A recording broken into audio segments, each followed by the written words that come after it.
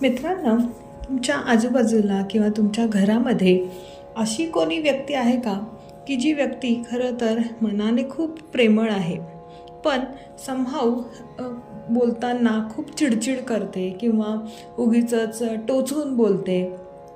अशा वेळेला कितीही प्रेमळ असली तरी या व्यक्तीचा सहवास मात्र आपल्याला कधीकधी नकोसा होऊन जातो. असं का बरं होत असावं?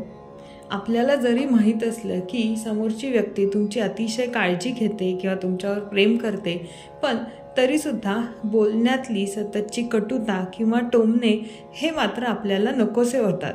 असं का बरं होत असावं? या अर्थाचं एक संस्कृत सुभाषित आपण पाहूयात. प्रिय वाक्य प्रदानेन सर्वे तुष्यन्ति मानवः, तस्मात् प्रियं हि वक्तव्यं वचने का दरिद्रता.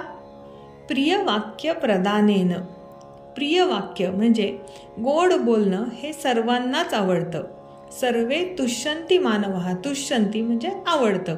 सर्व माणसांना गोड बोलणं, शांतपणे एखादी व्यक्ती बोलत असेल तर त्या व्यक्तीचे बोलणे आवडते. कधीकधी आपल्याला एखाद्याला काही समजून सांगायचे असेल, ते त्याला फारसे आवडणारे नसेल, पण तरीसुद्धा आपण ते जर शांतपणे त्याच्याशी बोललं तर ते त्याला आवडते.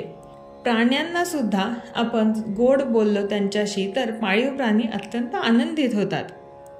तस्मात् प्रियं हि वक्तव्यं वचने का दरिद्रता.